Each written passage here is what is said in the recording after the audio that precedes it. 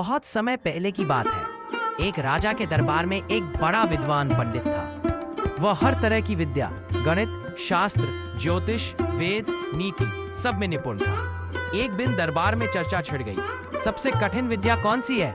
किसी ने कहा गणित सबसे कठिन है। दूसरे ने कहा नहीं महाराज, युद्ध कला सबसे कठिन है। तीसरे ने कहा ज्योतिष विद्या सबसे कठिन है, क्योंकि ग्रह नक्षत्र का हिसाब आसान नहीं। सब अपनी अपनी बात रखते रहे। तभी दरबारी पंडित मुस्कुराया और बोला, महाराज, सबसे कठिन विद्या तो चोर विद्या है। यह सुनकर राजा भड़क उठा।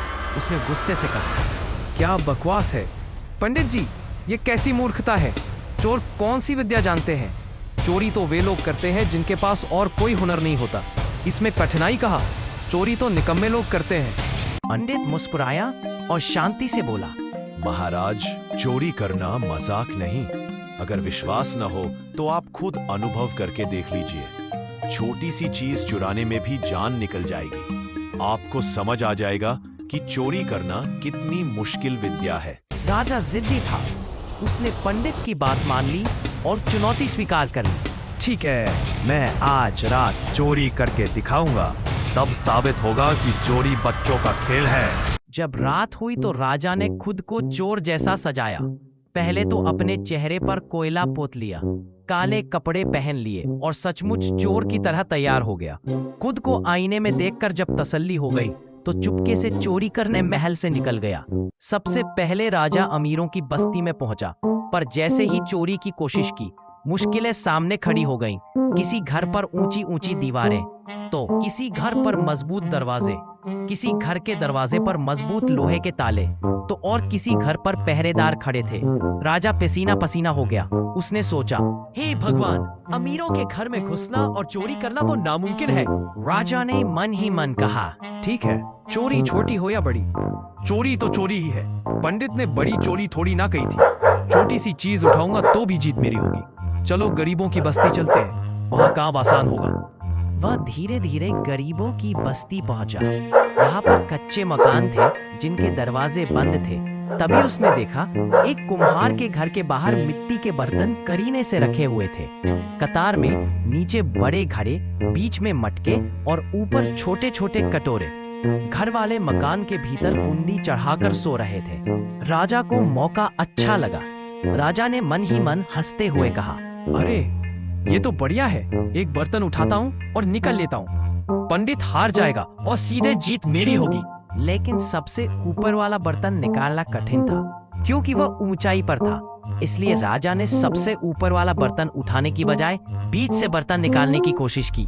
बस यही उसकी सबसे बड़ी भूल थी। जैसे ही बीच का बर्तन खिसका, ऊपर रखे सारे बर्तन धड़ाम धड़ाम धड़ाम करके नीचे गिर पड़े। राजा खुद भी बर्तनों के नीचे दबकर लुढ़क गया। पूरा मोहल्ला बर्तन फोड़ धमाके से गूंज उठा। आवाज सुनकर कुम्हार दरवाजा खोलकर बाहर निकला। उसने देखा काले कपड़े पहने, कोयले से चेहरा काला किया हुआ कोई चोर बर्तनों के बीच फंसा पड़ा है। कुम्हार ने तुरंत चिल्लाना शुरू किया, अरे अरे, पकड़ो पकड़ो, चोर चोर।